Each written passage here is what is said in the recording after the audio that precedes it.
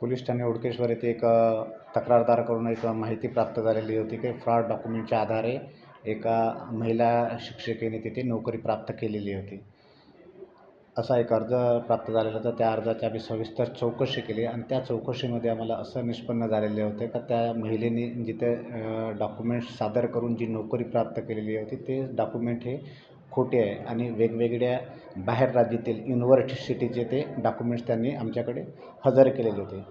आणि त्या शाळेचे जे मुख्याध्यापक होते आरोपी त्यांनीसुद्धा त्यांना मदत केलेली आहे. त्यांनीसुद्धा पोलिसांच्या चौकशीदरम्यान दिशाभूलकेवरून वेगवेगळे डॉक्युमेंट्स वेगवेगळ्या राज्यातील युनिव्हर्सिटीचे आमच्याकडे दाखल केलेले होते.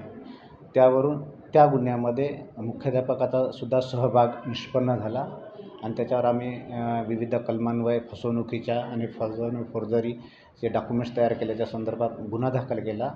आम्ही आरोपीला त्याच्यामध्ये मुख्याध्यापकाला अटक केली आणि न्यायालयात हजर करून त्याच्याकडून 3 दिवसाची पोलीस कस्टडी रिमांड प्राप्त करण्यात आली आणि जे आम्हाला उपयुक्त कागदपत्रे आहे बनावट होते ते आम्ही जप्त केलेले आहे आणि पुढील तपास आमची API भलावी हे करीत आहे सदर गुन्ह्याचा. यामध्ये काही किती आरोपी अरेस्ट केले आहेत आणि याआधी त्या आरोपींवर कारवाई होती का आणि अजून यामध्ये कोण कोण सामील आहे काय सांगता? यामध्ये एक आरोपी मुख्याध्यापक हे अटक आहे आमच्याकडे.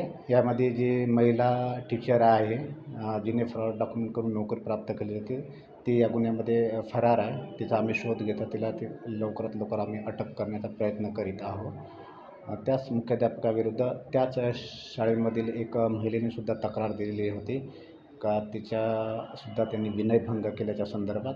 तीसुद्धा एक तक्रार आमच्याकडे दाखल आहे आणि त्याच्यामध्ये सुद्धा गुन्हा मुख्याध्यापकावर रजिस्टर्ड आहे. त्याच्यामध्ये सुद्धा आम्ही त्याला अटक करून पुढची प्रक्रिया करणार आहोत. त्याचा तपास आमच्या महिला अधिकारी चंदा दंडवते मॅडम ह्या करीत आहे.